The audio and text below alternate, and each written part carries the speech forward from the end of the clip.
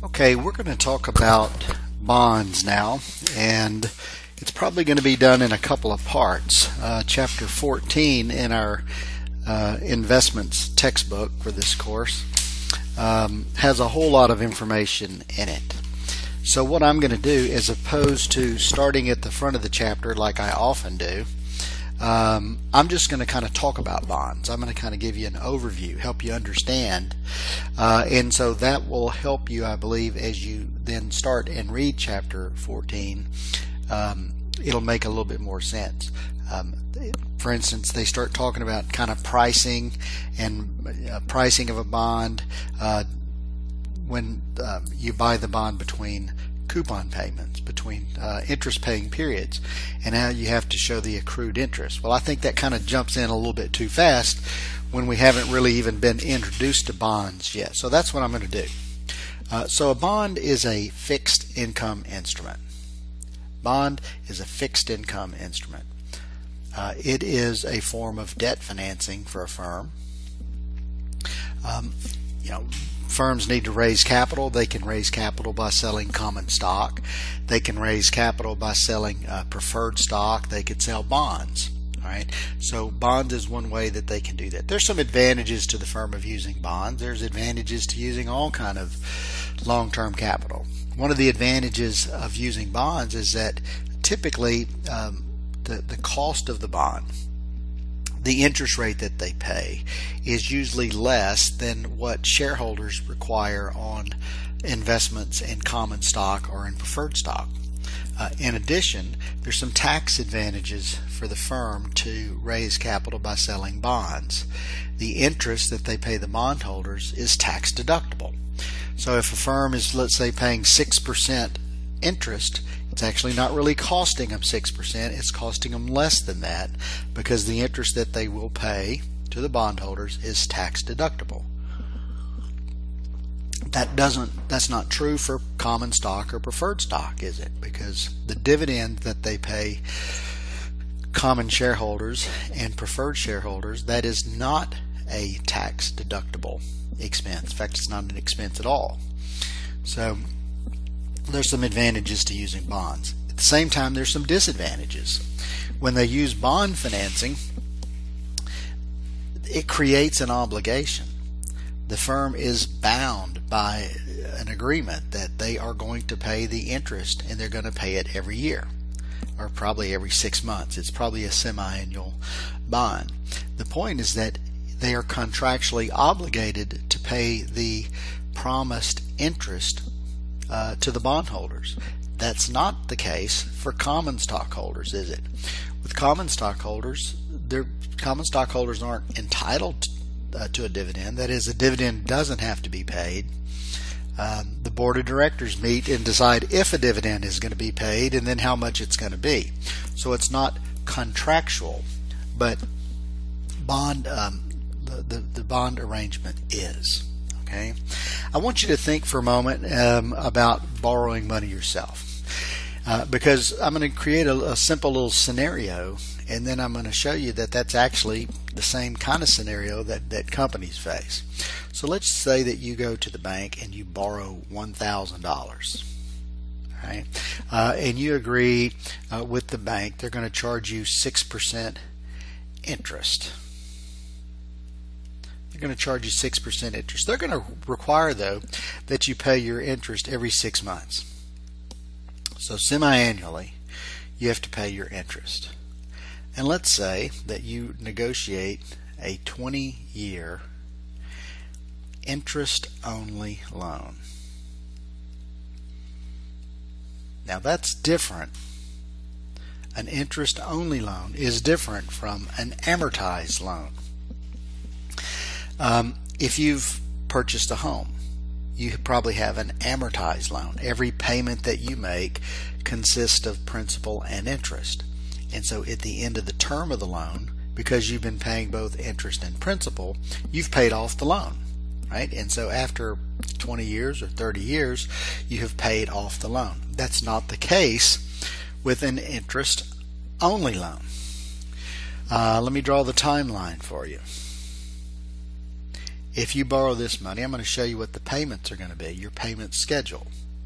You borrowed $1,000. You agreed to pay 6% interest, but you're going to pay it semi-annually. So that's $60 a year, because interest rates are always quoted on an annual basis. So that's an annual interest rate. But the interest is going to be 6%. I'm sorry, the interest each 6 months is going to be 3%. It's going to be 3% of 1,000, which is $30. Right? If you take 6% times 1,000, it would be 60, wouldn't it? So $60 a year, $30 every 6 months. How many total periods are there? Well, there's 20 years. There's 2 periods per year, so there's going to be 40 total periods. So every year you're going to pay $30. Every 6 months, rather, you're going to pay $30. And then finally, 20 years from now, you owe the $1,000. You've never paid back any of the principal. All you've ever done was paid interest. So these are the cash flows, right? This is what your cash flow or your payment schedule would look like. You'll pay the bank $30 every 6 months from now until 20 years goes by. And then 20 years from now, you have to pay your last interest payment, and you still owe the $1,000 back to the firm, or to the bank. Well, that's very, very similar to what banks, what companies do, rather. Okay? You sign an agreement, basically. I'm going to give you an example here. This is our bond. The bond is going to have a certain par value. The par value is the principal amount. It represents how much principal was borrowed, and it's $1,000 generally. You can assume it's $1,000 unless you're ever told otherwise. The bond is also going to have an interest rate. It's called the coupon rate. And in this example, my coupon rate might be 6%. Remember, interest rates are quoted on an annual basis. So even though that this bond is going to be a semi-annual bond, it does not mean you're getting 6% interest every 6 months. You're getting 6% interest every year, but it's paid twice a year.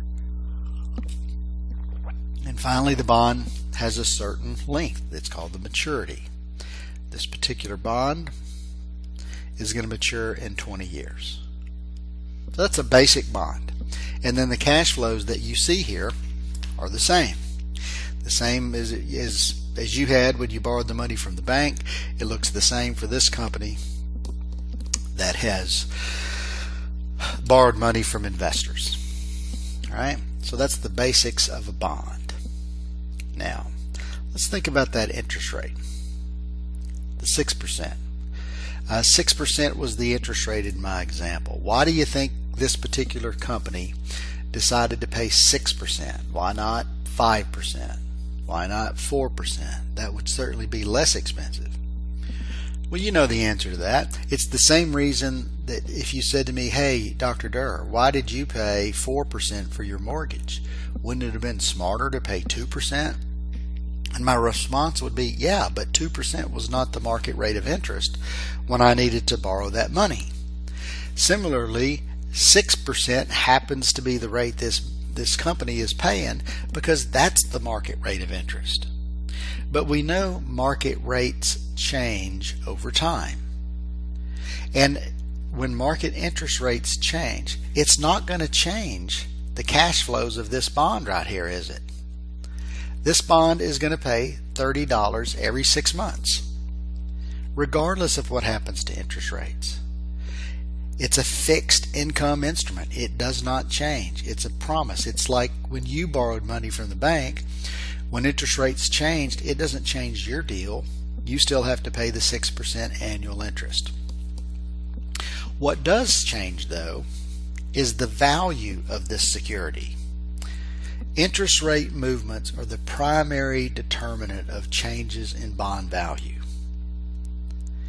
Let's assume that 5 years into this bond, 5 years after this company had issued this bond, so there's still 15 years left. All right. Let's say interest rates have risen from 6% to 7%. So let me write that down.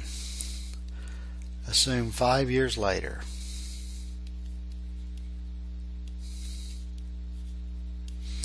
interest rates have increased to 7%, right? So a company who wants to sell a brand new bond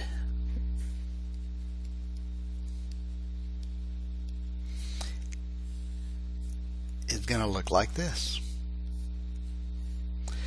I'll call it new bond, so it won't be confused with the old bond. This new bond is probably going to have $1,000 par value, but it's going to pay 7% interest. And let's assume that we can get one of these that's a semi-annual bond, and it's also 15 years. So a company could be selling a brand new bond in the market that has a 15-year maturity, so that's 30 total periods. It's going to pay 7% interest per year, so that's going to be $70 a year, which is $35 every 6 months. So this is the new bond. And the new bond cost is going to equal $1,000, because you would give $1,000 to the company and they would give you the new bond that says, okay, we promise to pay you $35 every 6 months. Now let's compare that to the bond that you already own. I'm going to come up here and call this old bond. Let's go look at the old bond, the existing bond that's out there.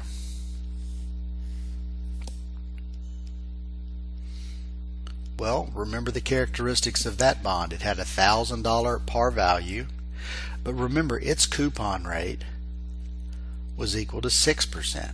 It was a semi-annual bond. And now, remember, it was originally 20 years, but 5 years have gone by. So there's 15 remaining years. Even though, again, it doesn't change what was written on this bond. It was originally a 20-year bond. So I'll put 20-year dash 15 years remain. So let's draw the timeline, the cash flow line for that bond. This bond that you currently own, that you bought 5 years ago, has 30 periods left, because 5 years have gone by.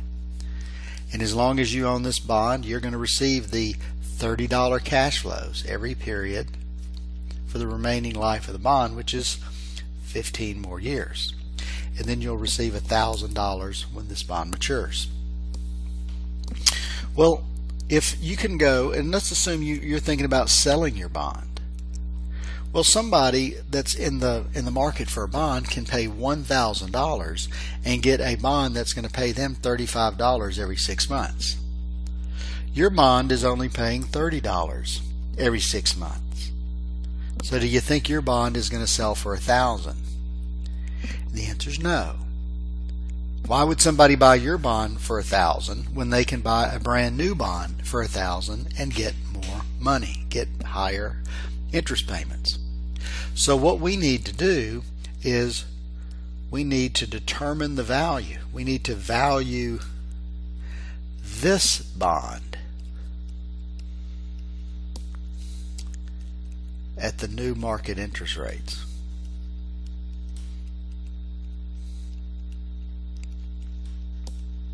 In other words, we need to figure out what's the present value of this existing bond if we assume that interest rates have now changed from 6% to 7%. Right? And so what we're going to use is our financial calculators. We're going to, let me write over here just because we've changed pages, the value of the existing bond. Well, we know that if someone buys your bond in the future, they're going to receive $1,000. The payment they're going to receive each period is $30. We know that N is also equal to 30 because there are 15 years remaining.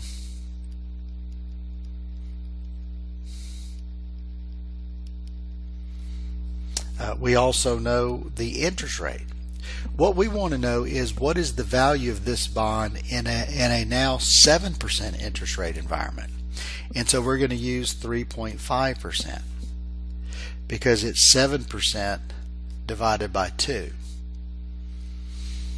The market rate of interest is 7%, but since this is a semi-annual bond, we divide it by 2. And let's solve for present value to see what this is worth. So I'm going to plug in 1,000 is my future, 30 is payment, 30 coincidentally is N, 3.5 is I. And I solve for present value and I get $908.04. Now I knew it was going to be less, right? Because if someone can buy that brand new bond and pay $1,000 and get $35 every 6 months, they're not going to pay me $1,000 for my bond that pays less than $35. I'm going to have to sell my bond at a discount, and it turns out it's $908 is the price of this bond. So I'm going to have to sell it at almost a $92 discount. This bond has decreased in value because interest rates rose, and that's a fundamental concept that you need to understand. When interest rates go up, present value falls, and that's what we saw here. If interest rates go down, present value goes up. If instead of this interest rate changing from 6 to 7%, if the interest rates had gone down, let's say from 6% to 5%, then our 6% bond would look really, really attractive, because our bond would be paying $60 a year and new bonds would only be paying $50 a year if the interest rates had dropped to 5%. So we see that one of the main drivers of bond prices is interest rates. And this is truly a fundamental relationship you need to know. When interest rates go up, values will go down. The value of a bond goes down. Generally, the value of stocks go down. When interest rates go down, value goes up. So changes in interest rates is the primary driver. All right. Now let's look at something else here. Let's go back to our original 6% bond. We have a 6% 20-year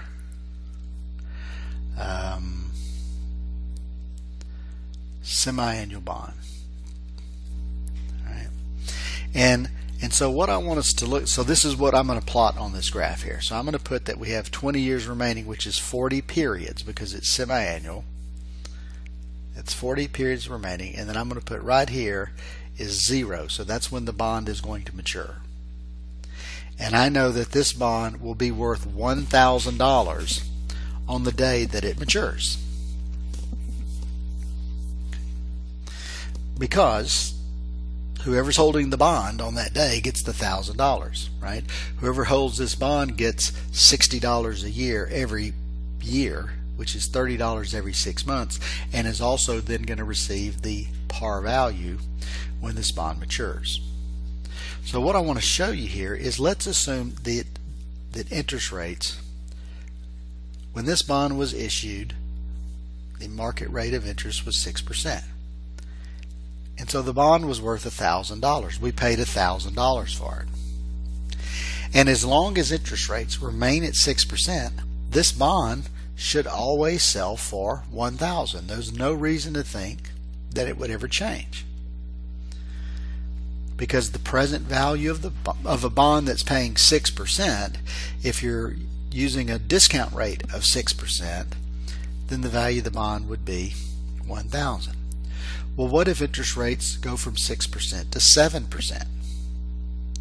Well, we've already said the value of the bond is going to fall, so I'm going to put 7% here. So let's solve for what the value of this bond would be with 40 periods remaining. It's a 6% coupon bond. What if this bond was issued and immediately interest rates rose? Well, we would say future value is 1,000.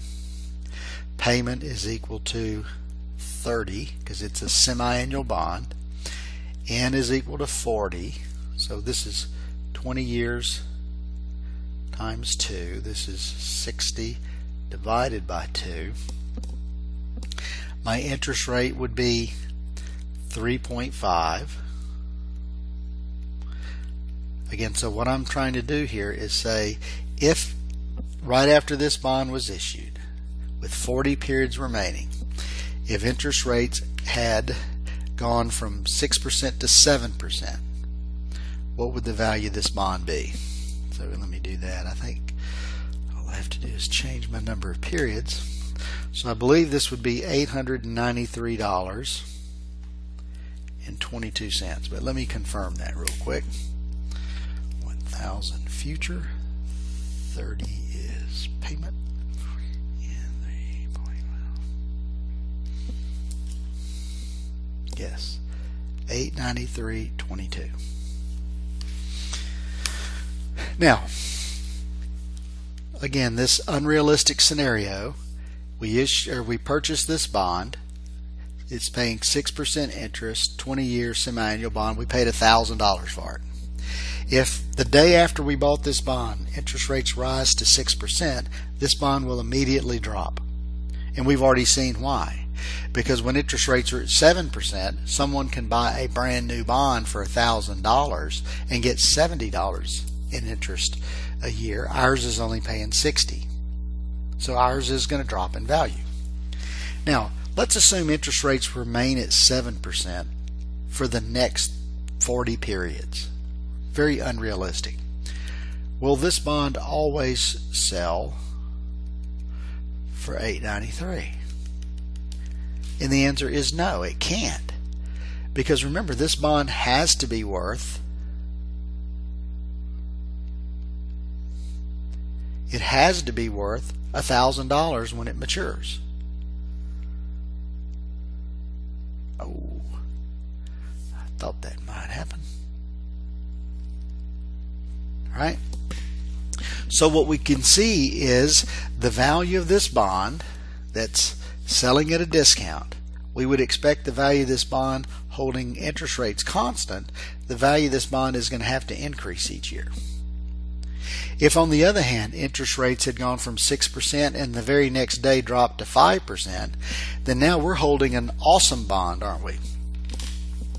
Because our bond's paying 6% and new bonds would be paying 5%. Let me plug that in here real quick. I'm going to say future value is 1,000. Payment is equal to 30. N is equal to 40. Now I'm going to put my interest rate at 2.5, which is 5% divided by 2. Right? And so 1,000 future, 30 payment, 2.5 I, 40 N. We're going to have a bond selling at a premium. And this bond is selling for $1125.51.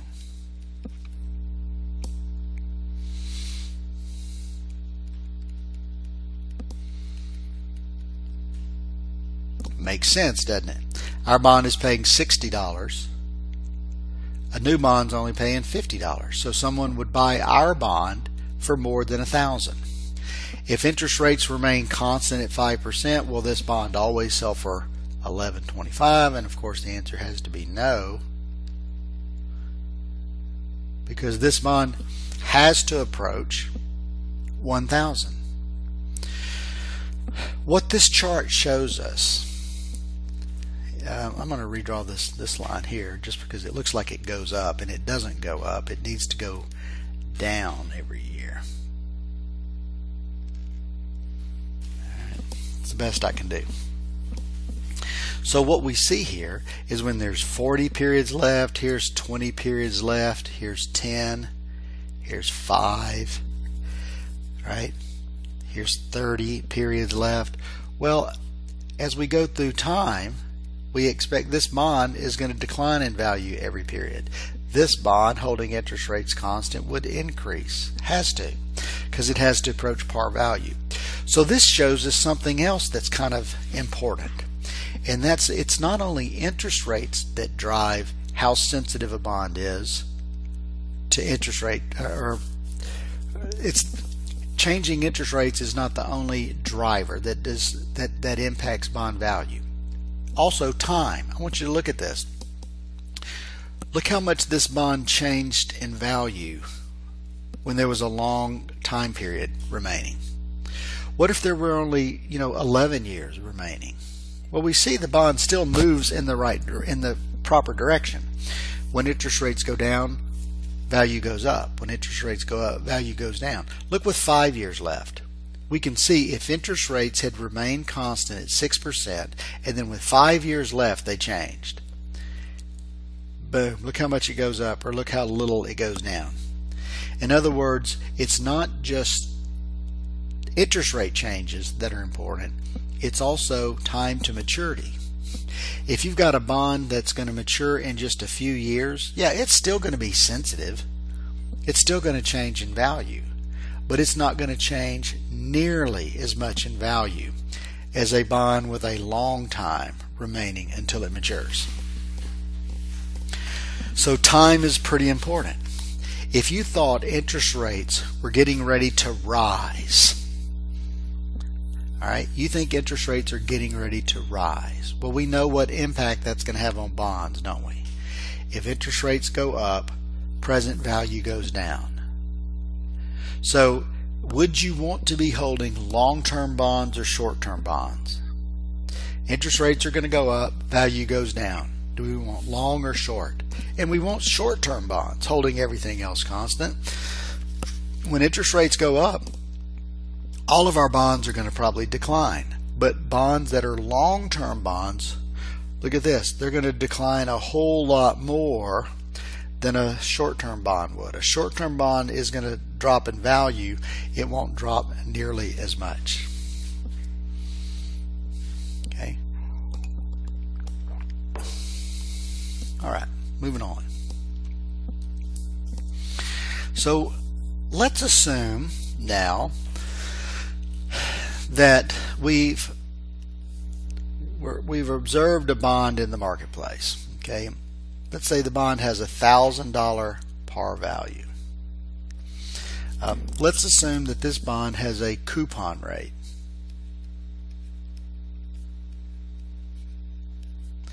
equal to 3.2. No, that's not what I want. How about 6.5%? This bond has a coupon rate of 6.5%. It's a semi-annual bond, and let's assume that there are 17 years until the bond matures. So, pretty sure that this is not a new bond, right? In fact, I can tell you it's not. And one way I know that is there's 17 years. That's just kind of an oddball year, right? So it was probably a 20 or 25 or 30 year bond, and this is what remains. So I'm going to draw the timeline. We're thinking about buying this bond.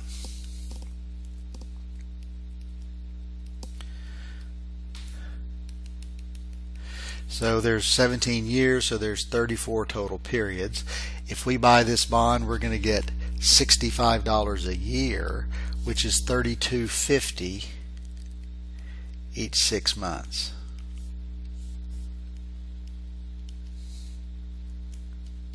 And of course the $1,000 at maturity. So it pays $65 a year divided by 2, which is $32.50. Okay. So and I guess what I need to do is tell you what this bond is selling for, because I said we've observed this bond in the market. And let's say the current price of this bond is $1,098. $1,098. So we know this bond is going to cost us $1,098 if we buy this bond. First thing I would ask you to think about is, which way do you believe interest rates have moved since this bond was issued? Have interest rates gone up or down? Up or down? And you can tell that by looking at the value of this bond. This bond is trading at a premium. What causes bond prices to go up? It's when interest rates go down. When interest rates go down, values go up. So the interest rate that exists in the market must be less than 6.5%, which has driven up the value of this bond. Well, the question I'm asking you is, what is the market rate of interest? What is the market rate of interest right now that's pricing this bond at 1,098? Well, we can easily solve for that. We've got, here are the 5 variables: future value, present value, N, payment, and I. These are the 5 variables that we're going to use for bond valuation. And we know 4 of those. What we're solving for is the interest rate. So that means we've got all the rest of them. So let's plug and chug. 1,000 is our future value. The bond is selling for 1,098. So that's the present value. But if you'll notice, I'm going to make it negative, and it's important that you do that as well. Your calculator has to know that all those cash flows are not the same sign. Your calculator has to know that when you buy that bond, if somebody buys that bond today, it's going to cost them 1,098, which is a negative cash flow. And if they do buy that bond, in the future, they're going to receive a positive 1,000, and each period they're going to receive $32.50, which is positive. So the 1,000 and the payment are going to be positive numbers. And we're going to put there are 34 periods that remain. So let me plug it in. We got 1,000 is future, 1,098 negative present value, 34 total periods, 32.50 I will receive per period, and I solve for the interest rate. And so my calculator is actually running, and it actually says in the display running. It's a slow one, but it's a really good one. I get 2.799. You think that's the answer? Well, it's close to the answer. Remember, this is a semi-annual problem. And so when I just solve for that interest rate, that's the market rate per period, which in this case is 6 months. Interest rates are quoted on an annual basis. So that gives me 5.5988. Okay, even I'm willing to round that to 5.6%. Even though I'm usually kind of uptight about rounding interest rates, that one's close enough. 5.6%. Interest rates on this bond is paying $65 or 6.5% interest every year. But I knew interest rates must be less than that because this bond is selling at a premium, a $98 premium. All right? And so I solved for that market rate of interest. This market rate of interest we have just solved for has another name, and it's called the yield to maturity. The yield to maturity. If we buy this bond today for 1,098, and then we hold it until it matures and receives all the promised cash flows, then this is the 5.6% per year is my expected rate of return. That's my expected yield. 5.6%. If I buy this bond, I expect to yield that annual interest rate all the way to maturity. Yield to maturity.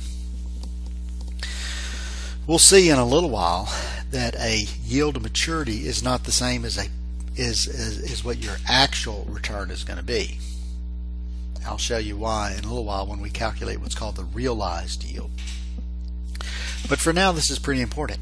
And again, you should be able to look at the value of a bond. In this case, it was 1,098. And you know that the yield is going to be less than the coupon rate because this bond is selling at a premium. The only thing that's going to drive that up as it relates to interest rates would be interest rates have gone down, value goes up. All right, so the yield on this bond is 5.6% per year.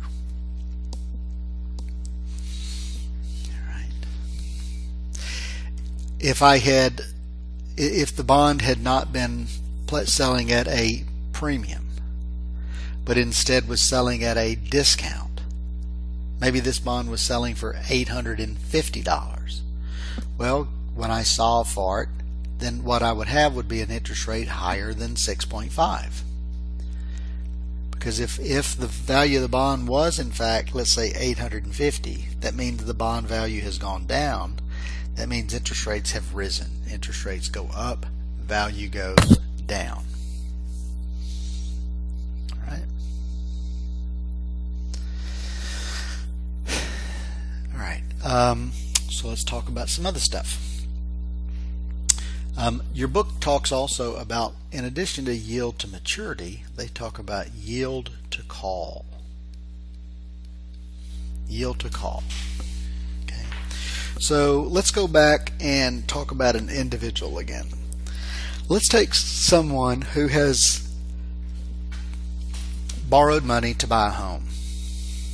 Okay, I'll come over here. I'm going to say a homeowner. And they borrow money for 30 years. That's pretty common. People take out a 30-year loan to buy a home. Let's assume the interest rate they paid was 5%. So when they borrowed the money to buy this home, the mortgage rates were 5%. All right.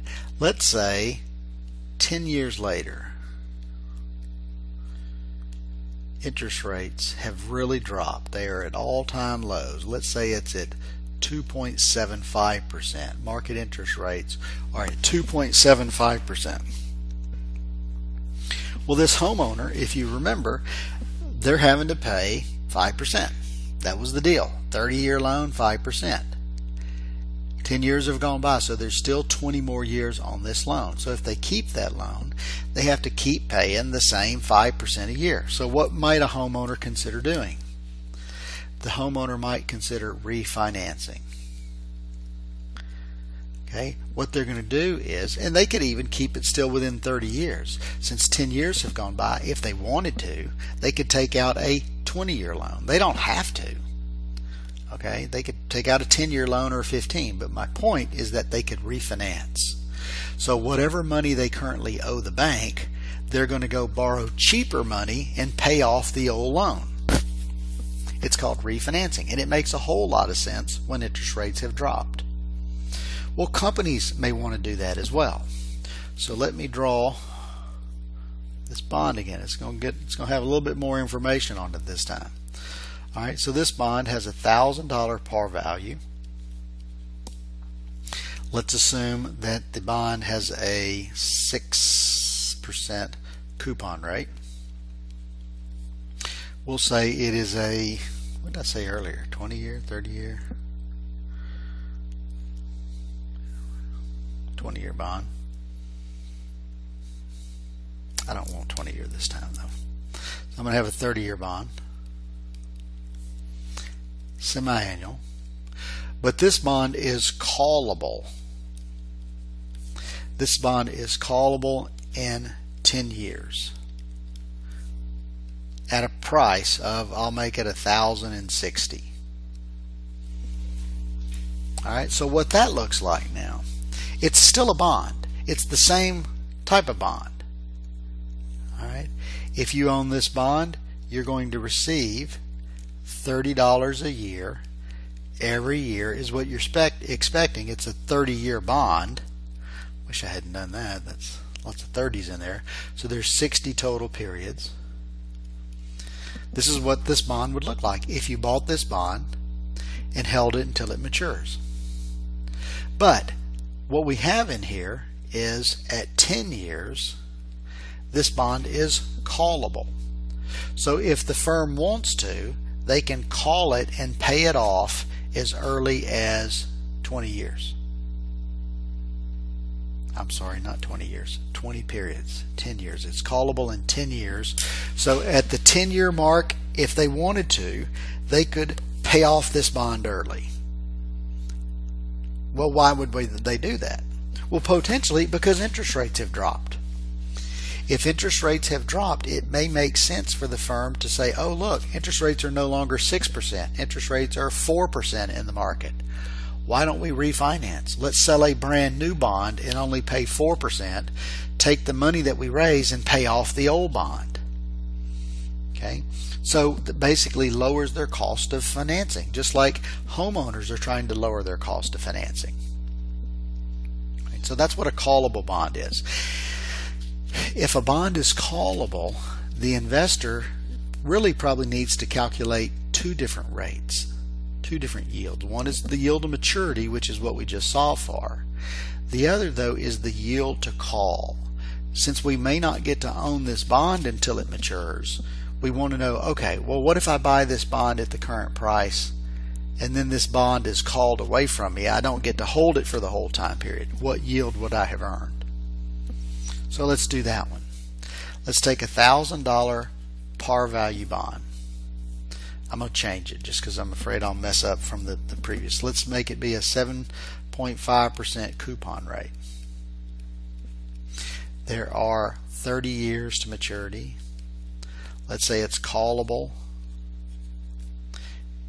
in let's make it just callable in 10 years at $1,075. Now it's not always like that. That it just so happens in this example and the previous one that I did is that the call price includes 1 extra year's worth of interest. Often when bonds are callable, they are callable at a premium with a premium built in. They'll pay you extra if they call it, often. But sometimes bonds are callable at par. So they don't always, there's not always a premium built in, but here I'm going to have it built in. Let's assume that the current price of this bond is $1,062. All right. So I want us to solve for the yield to maturity and also the yield to call. By the way, it's a semi-annual bond. Let's get used to that, semi-annual. All right. So I'm going to write down what my inputs are going to be.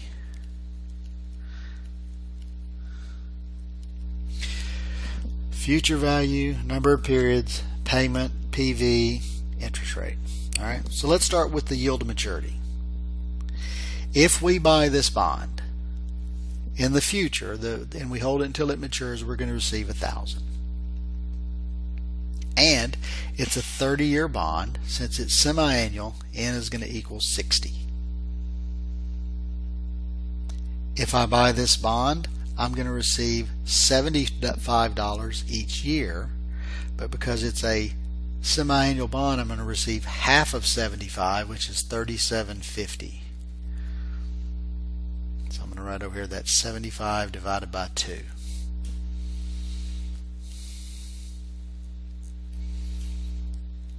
Okay, my present value, we need to make it negative. You'll know if you forget to make it negative, because if you enter it in as a positive, if you enter in all those values as positive, your calculator is going to go on strike. It's not going to do it. It's going to say nope, error message, or no solution, and you're going to go, what's wrong? Something's wrong with my calculator. And it's like, no, it's not. Something's wrong with the calculator operator. You got to make sure that the present value here is a different sign than the other two cash flows. And the easiest thing to do on a bond really is just to make the present value negative, because you'd have to buy, or you'd have to pay, or someone would have to pay $1,062, which is a negative cash flow, if they wanted to buy this bond. And then we solve for the interest rate. So let's do that. By the way, without plugging in anything, you should be able to tell me something about the interest rate. Because this bond is selling at a premium, the interest rate that we solve for is going to be less than 7.5% annually. I know that.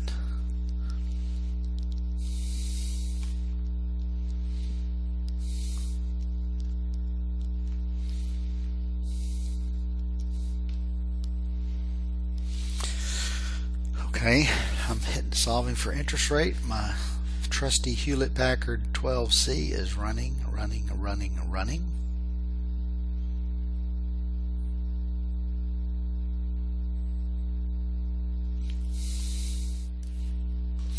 And I get 3.501. I have to remember to multiply that times 2, and so that gives me 7%. That's the yield to maturity. Now, if you've plugged this in yourself in your calculator, there's only two things you need to change in your calculator. If you'll notice, the payment's going to be the same and the present value is the same. All that's different is the future value and the number of periods. Because if we buy this bond and it's called, we're not going to receive 1,000, we're going to receive 1,075 because that's the call price. And it's callable in 10 years, so N is going to equal 20. We're basically saying if this bond is called at 10 years and we paid 1,062 for it and we received 37.50, right? We receive a call price of 1,075. What interest rate will we have earned? So you can re-enter all of it. I'm just going to re-enter the values that have changed.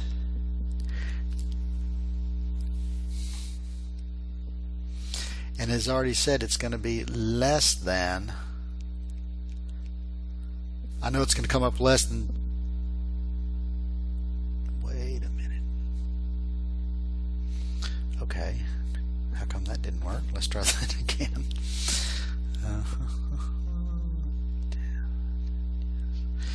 1,075 is a future. Oh, that's right. Let's see. No, I'm sorry. I was wrong on that. I was right on the... I'm sorry. I got mixed up. Yes, we knew a moment ago when we saw for the yield to maturity that it was going to be less than the coupon rate. I got distracted. 20 is in. 37.5 is payment. 1,062. All right, let's try that again. I think this was 3.57. What is what I got the first time?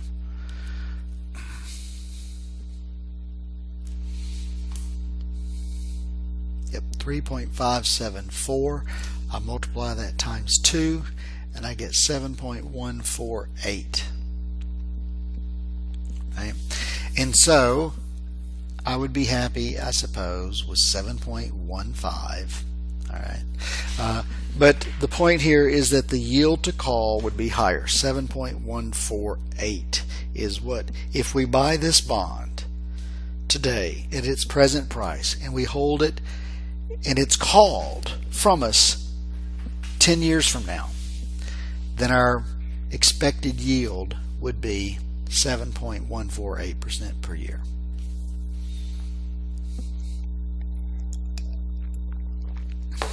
All right.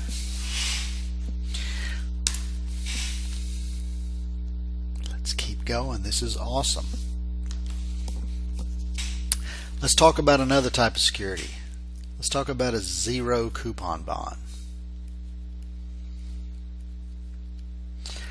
Okay, so we already know what coupon is. Coupon is the interest rate. So far, every time I've had a bond, right, 7.5% coupon, that was the interest rate. Here was a 6% coupon, that was the interest rate. So if I have a zero coupon bond, that means the interest rate is 0. So let me give you a scenario here. Let's take a 30-year zero. Now, because I'm getting ready to do something, I'm gonna do something different this time. I'm gonna let this be an annual bond. This bond is going to be priced annually. It's not semi-annual. So it's a 30-year zero coupon bond, and it is currently priced to yield 6%. That doesn't mean it pays 6% coupon. It doesn't. It pays 0 coupon. But it's priced to yield 6%, and let's assume there's $1,000 face value. or par value. So let's draw this timeline. If you buy this bond, how much interest are you going to receive each year? And the answer is 0. But you are going to receive $1,000 when this bond matures. So basically, when we're solving for the value of a 0 coupon bond, we're just going to simply discount this one cash flow back and determine what it's worth to us today given some interest rate. All you're going to do here is say future value is equal to 1,000, N is equal to 30, I is equal to 6, solve for PV. And you're going to get, I believe, $174.11. So this 0 coupon bond cost $174.11. You pay that, and 30 years from now, you'll receive $1,000. What rate of return are you earning? Well, you're earning approximately 6% compounded annually. Right? If you invested $174 today in some kind of bank account where you can earn 6% compounded annually, 30 years from now it's going to be worth $1,000. So this is how we value a 0 coupon bond. Now let's check something here. Let's assume that interest rates right after this bond is issued, interest rates drop to 5%. So you bought this bond. Let me put it, make sure you see that it's in paper, it's printed on paper. It's a $1,000 30-year 0. And it's currently, it was priced to yield 6%, and so you paid $174 for it. Let's say right after you bought this bond, interest rates changed to 5%.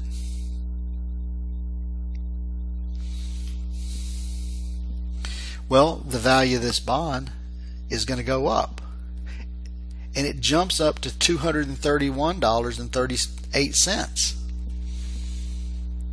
I think I did that right. Let me try that again. 1,000 is future, 30N, 5I, PV. Yeah, 231. So look at that. It jumped. You may go, yeah, it just jumped like, what is that, 26? That's only like $57. That's a lot. You only paid $174 for it, and it changed by $57. That's a huge change. 174.11 plus $57, 174.11 divided. That's 32%, almost 33% change. So what I'm trying to emphasize here is that if you've got a 0 coupon bond, the price, and you know how bond prices are influenced by changes in interest rates? We see the same thing here. When interest rates go up, value of a 0 is going to go down. When interest rates go down, as we saw here, the value of a 0 goes up. Right? Now, one of the things that I would comment about a 0 coupon bond is, again, remember, you're not getting any interest. You're not getting any income. So you might think, oh, well, that's a good way then we could defer taxes, right? So this bond is going to mature one day. Right now there's 30 years left. This bond,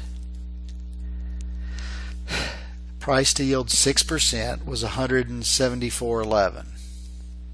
Now you may think, if I hold this bond for the next 30 years, will it always be worth $174.11? And of course you know that's not true, because this bond is going to have to increase each year. That's too diagonal. I need to try to do that again.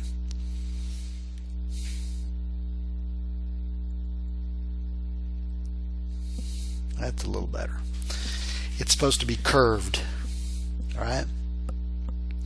So when there's 30 years left, when there's 29 years left, when there's 28 years left, 27, and so forth, what should happen is we expect that the value of the bond is going to increase each year. Again, this does I didn't mean to make this look like a straight line. It's not, or a diagonal line. It's not diagonal. It's supposed to have a little curve in there. And if I knew how to do that, let's see if I can do that.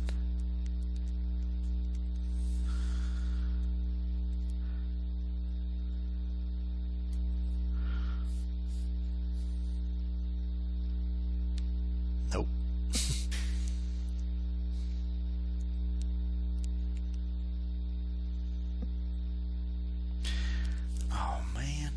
Try it one more time.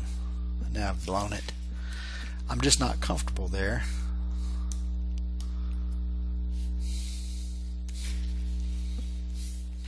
With it looking like a diagonal line. Well, that doesn't look like a curve. You see my problem? Teaching is much harder than you guys think it is. Alright, that's going to have to do it right there. So it's going to change. It's going to be, let's say, at this point, and then a little higher, and then a little higher, and then a little higher, and so forth. Okay, so where am I going with this? What I'm saying is you bought this bond for $174. Okay, this time next year it should be worth more. Let's see if that's true. So I'll show you. We had future value as 1,000. Initially, N is equal to 30, I is equal to 6, SAW for PV, and we got 174.11. Well, let's just change it now to 29. 1,000 is future, 29 and 6I PV. It's going to be about $10 higher. It is 184.56. Then when there's 28 years left, all you have to do is change 28 as N and SAW for PV, and we get 195.63. I'm going to do one more, 27 N, SAW for PV, and I get 207. So can you see, I hope you can, that the value of this bond is increasing each year, or will increase if interest rates remain at 6%. Remember, interest rates could drop to 5% and the value is going to go up. Interest rates could go from 6% to 7% and the value would go down. Right? So I can't promise you that that's going to be the price. I cannot promise you that that's going to be the price each year, because it depends upon what happens to interest rates. However, you may be thinking this would be a great way to avoid, or at least to defer, paying income taxes. Since I'm not receiving any income, I don't have to report it. There's no income to report. Therefore, what a great way for me to defer taxes. I'd pay $174. I don't have to pay any taxes on anything, since I'm not getting anything for 30 years. Now granted, at 30 years you'd have to pay taxes on the entire gain. Well, that's actually not correct, because the IRS saw what you were going to do, and the IRS said, hey, you can't do that. It's like, well, why not? You know, the IRS taxes us on a zero coupon bond on something that we often call phantom income. Okay, we're actually not receiving any income, but the IRS says, look, you and I both know that that bond is going to be worth, if interest rates stay at 6%, that bond has to increase each year until it's $1,000. And you and I both know that if interest rates remain at 6%, it's going to increase by about $10 in that first year. And then the next year it's going to increase, it looks like, by about $11. And then the next year it's going to increase by $11.50, almost $12. So what the IRS is going to do, they're actually going to tax us on this increase in the value of the bond each year. Even if it doesn't increase to that because of market rates of interest, it is going to end up at 1,000. So we have to do something called accrete. We have to accrete the interest. Okay. And so in the first year, we would have to report, and on our tax return, $10 in interest. It's like, but but we didn't get any interest. It's like, I don't care, report it anyway. You have to report $10 in interest and then pay taxes on that $10. In the next year, you'd report whatever this is, $11. Wait a minute, I didn't get $11. I don't care, report it anyway. The next year, you're going to report the difference from here to here. Okay, it's called phantom income, and it's why then bonds like this, I mean, some people are going to hold these in a taxable account. You may have some of these bonds. You may have, I mean, zero coupon bonds have some nice features. I mean, there's absolutely no reinvestment rate risk with these things because you're not getting any income that you have to reinvest. But there's a lot of interest rate risk because we saw a moment ago right here how much these bonds change in value, right? It went from 174 to 231, boom, just like that, because interest rates changed. So they have a lot of interest rate risk, certainly. But since there's no cash flow that you're receiving that you have to reinvest, there's no reinvestment rate risk. So some people hold these in taxable securities, zero coupon or taxable accounts. Like maybe you've got a TD Ameritrade account or a Scottrade account. You can hold some zero coupon bonds. Just buy them. You will pay taxes each year on the phantom income. But they could be good, maybe especially like if you're trying to fund an education.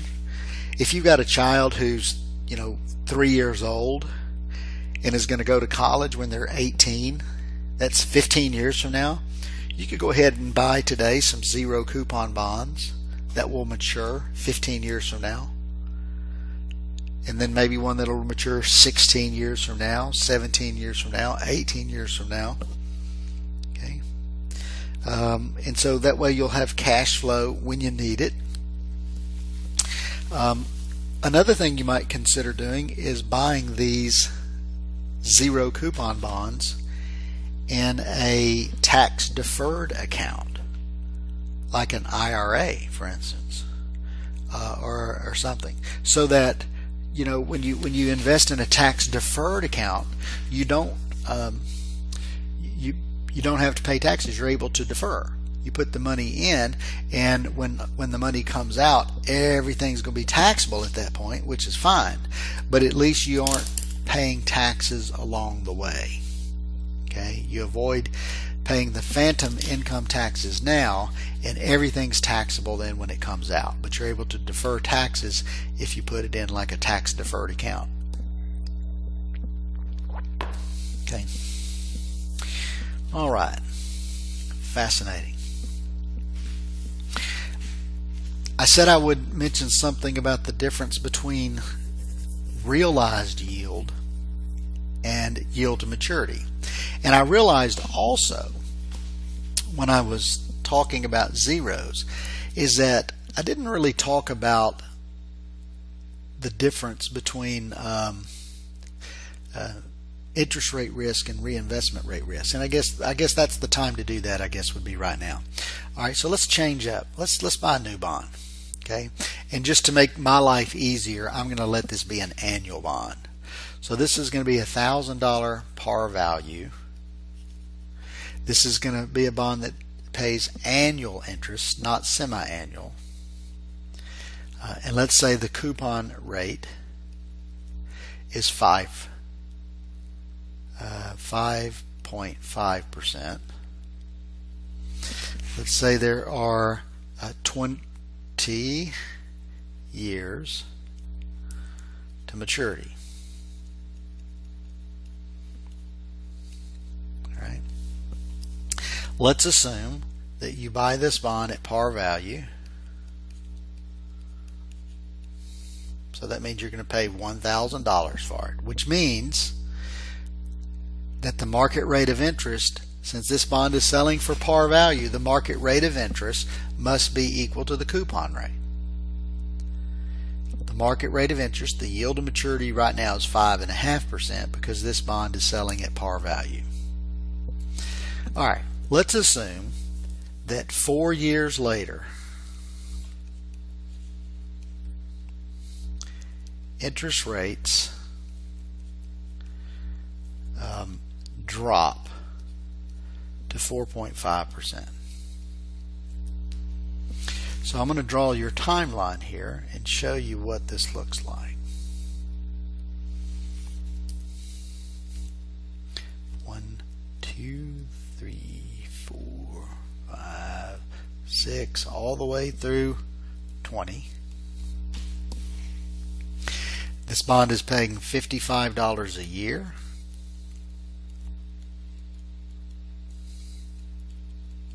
Whoop.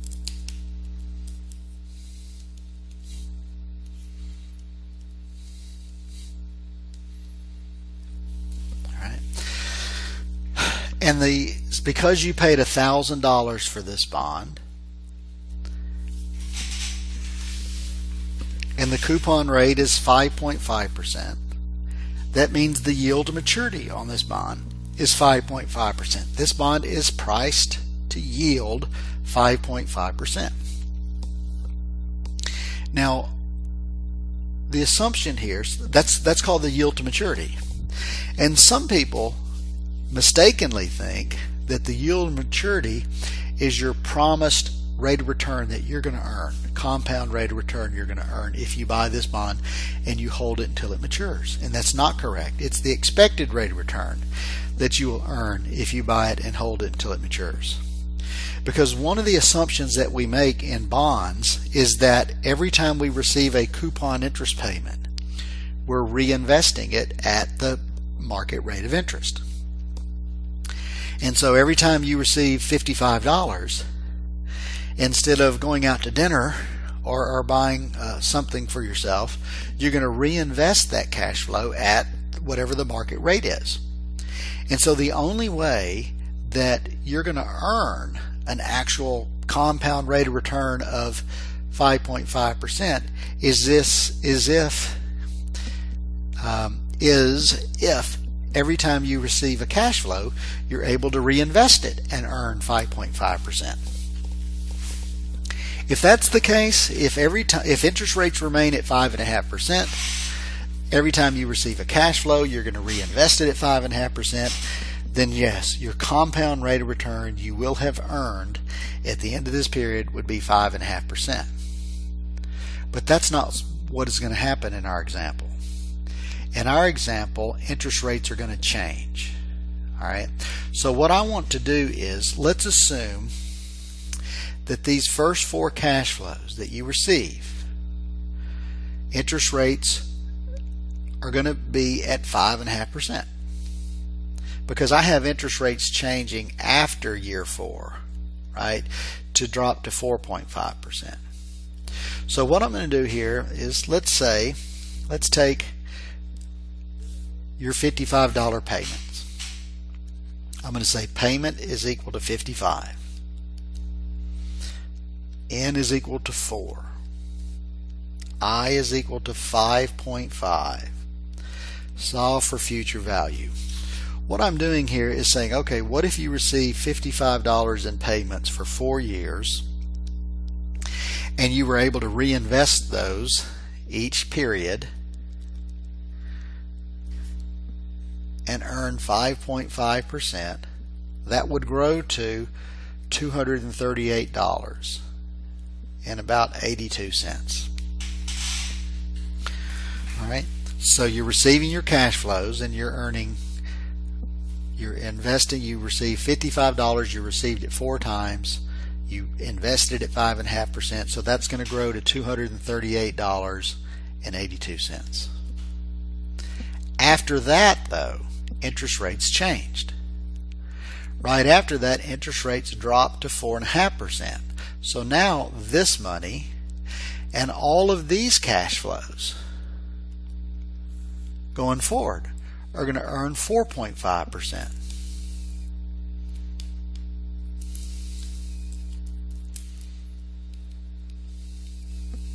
So my second calculation then is going to say, okay, at that point I've got a pot of money that I've accumulated, $238.82.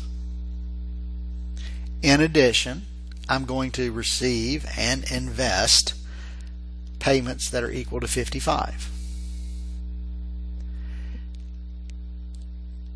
I'm going to receive these for 16 years. There's 16 more years until this bond matures. My interest rate, though, every time I receive a cash flow, I'm going to invest it at 4.5% because interest rates have dropped. So what this looks like is my $238 right here is going to earn 4.5% for the next 16 years, and my payments are going to earn 4.5% for the next 16 years. Let me solve for future value. So 238.82 is my present value. 55 is the payment. 16 is in. 4.5i. This should grow to 1732.55 approximately.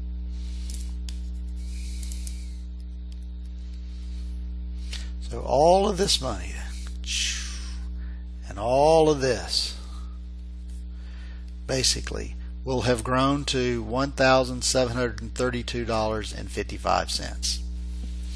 I should have a pot of money equal to $1,732.55. Let's go back and make sure we understand. Well, and then I'm going to receive $1,000 when this bond matures. So I should have $2,732.55. So let's go back and make sure that we understand what just happened here. Okay, we start here with $1,000. We paid $1,000 for this bond. Okay, and then we received 55, 55, 55, 55 for those first 4 years, and we were able to reinvest them at 5.5% because that was the market rate. And so our future value of our annuity is $238. From that point on, however, interest rates changed, and so we were not able to reinvest and earn 5.5%. Now we can only get 4.5%. So each of our payments we receive in the future, as well as the pot of money we've already accumulated, that's going to earn 4.5%. So this 1732 right here represents the future value of all of our payments that we will have received during that 20-year time period. 20-year time period. Plus we get the $1,000 when the bond matures. So we've got a pot of money, $2,732. Let's solve for what rate we actually earned. Here's what we know. We bought this bond for $1,000. We know we reinvested everything, and we have a pot of money of $2,732.55.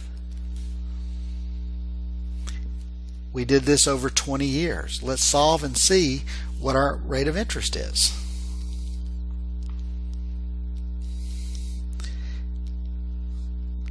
I'm plugging it in right now, but I know my answer is going to be less than 5.5% because we didn't earn 5.5% each year. Part of the time, 16 of the 20 years, we had to reinvest it at less than 5.5. We were invested at 4.5, and as it turns out, our interest rate our realized rate is 5.155 approximately. 5.155% interest.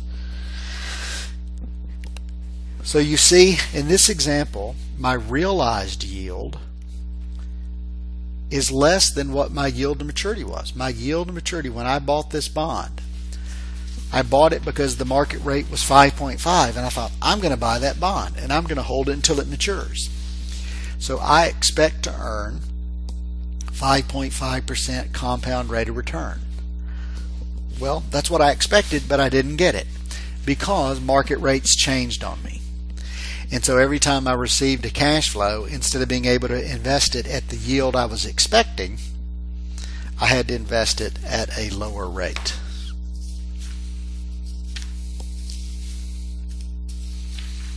All right. I'm going to do one more thing, and then I'll probably call it with today. A few things actually.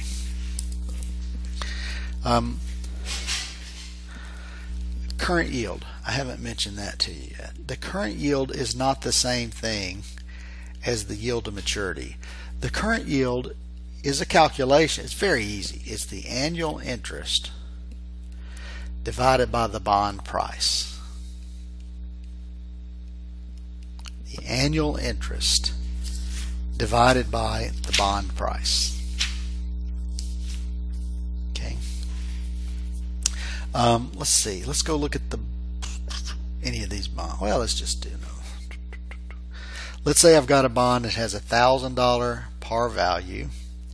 It's a 5.5% semi-annual bond. The current price of the bond is equal to $1,025, and there are 18 years until the bond matures. There's a whole lot more information up here that I've given you that you don't need, because the current yield is quite simple. It's the annual interest, which is going to be $55. It pays 5.5%. It's an annual bond. I mean, it's a semi-annual bond, but remember, interest rates are quoted annually. So it's paying $55 a year. It's paying half of that every 6 months. The current price of this bond is $1,025. So 55 over 1,025, this gives me 0.0536, which is about 5.37%. That's the current yield on this bond. If you think back to holding period return from a previous chapter, holding period return, one way that I may have presented it to you was P1 minus P0 plus or minus cash flow divided by P0. That's the holding period return. And we said that this component right there, that's really our capital gains yield. How much did the bond change percentage-wise from one period to the next? This portion of it is an income yield. It's our income that we're going to receive in the numerator divided by what we started, what the value was at the beginning of the period. Doesn't that look familiar? Isn't that the current yield? Annual interest divided by the price. So with a bond, it's called the current yield.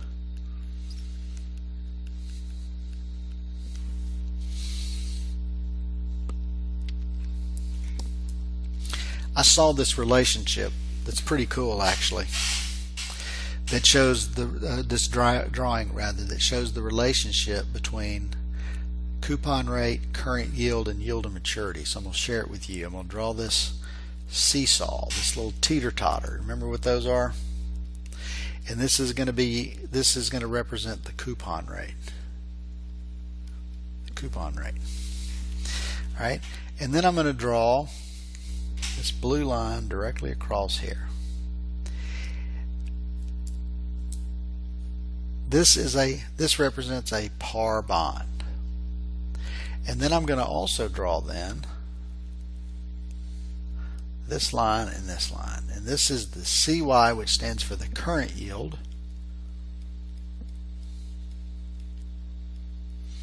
And this is YTM, which stands for the yield to maturity.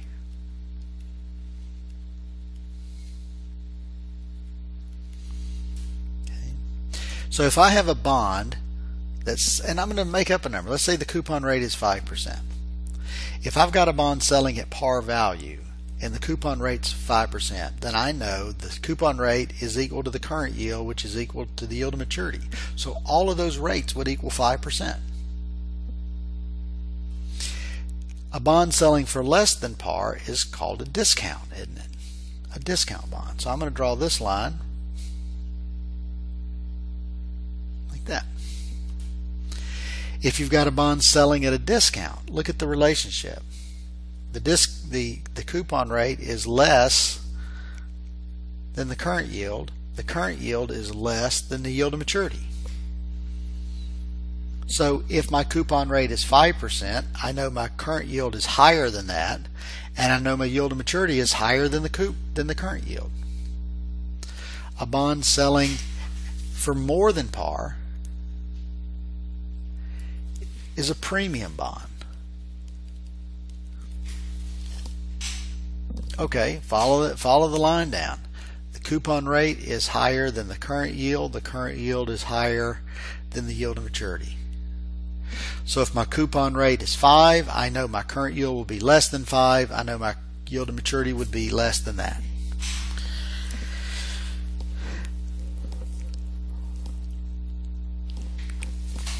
Okay, so that's a cool little diagram, I think, that helps us understand the difference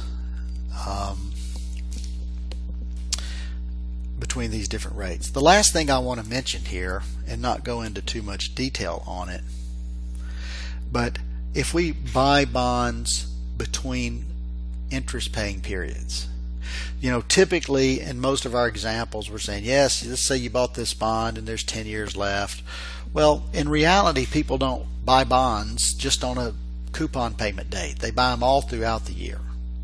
Okay, so let me give you an example. Let's take a 6% coupon semi-annual bond.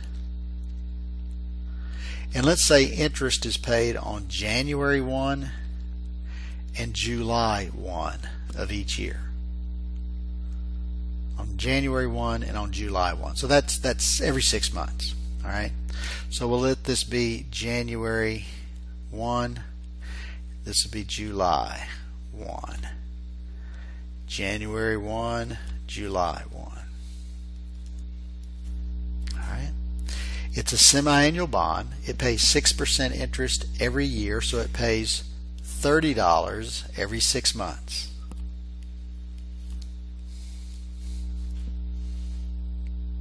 Alright, let's say that you bought this bond, let's say July, August, September. Let's say you bought this bond right here, exactly on September 30th. That's right in the middle, because you got July, August, September, October, November, December, right? So if you buy it on the last day of September, you bought it exactly in the middle of this interest paying period.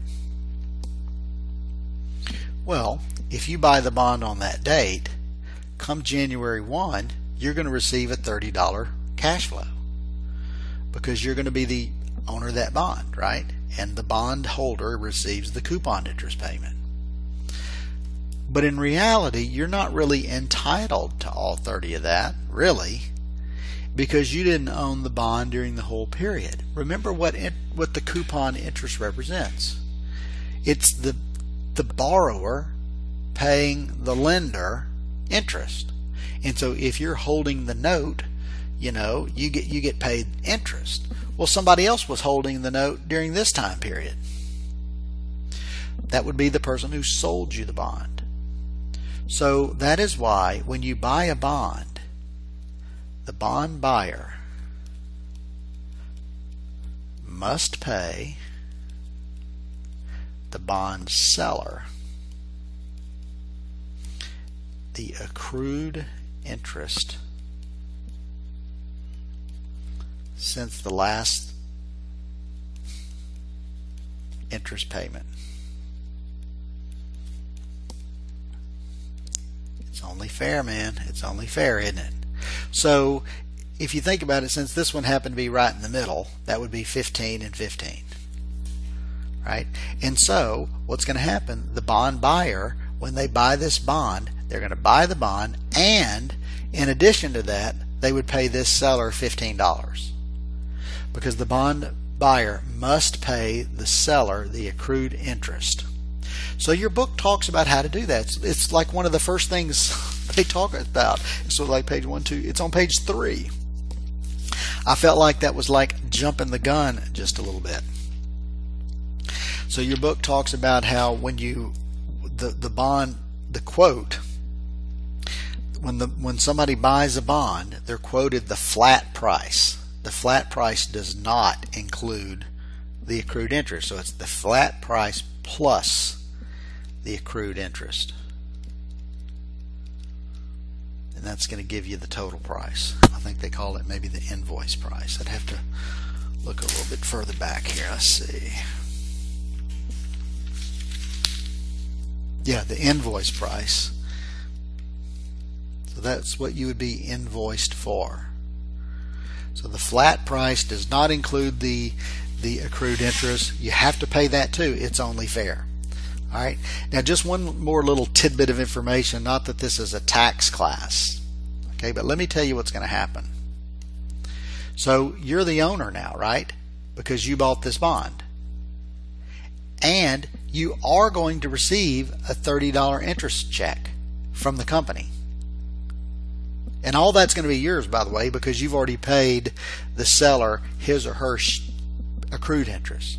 So you are going to receive a $30 interest payment. And I don't know if you're familiar with this, but there's a tax form that you receive when you receive interest that's taxable, and it's called a 1099 INT, which stands for interest. So you're going to get, probably in February, from ExxonMobil or whoever it was, bond that you held, you're going to get a 1099, and they're going to say, we have reported to the IRS that you received $30 in interest. And so you've got to pay taxes on all $30. That doesn't seem fair. Okay, it's more than fair, because it's true that you're gonna have to report that you received $30 in interest, but you get to, on your tax return, you get to deduct the accrued interest that was paid. So you would get to deduct, in this example, you would get to deduct $15. That's a tax deduction. So really you end up paying taxes on only $15, right? You're going to say, I've received $30 in interest, but I get to deduct $15, so you're going to pay taxes on $15. Like I said, it's probably a little beyond the scope here, but at the same time, I just thought I'd share that with you because I happen to know it to be true.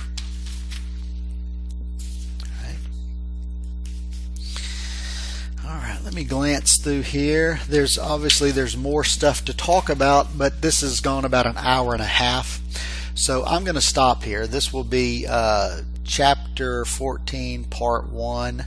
We've covered most of it. I mean, please don't stop from reading this chapter, okay? Because there's a lot in this chapter that you need to understand, and some in the next chapter that certainly you need to understand.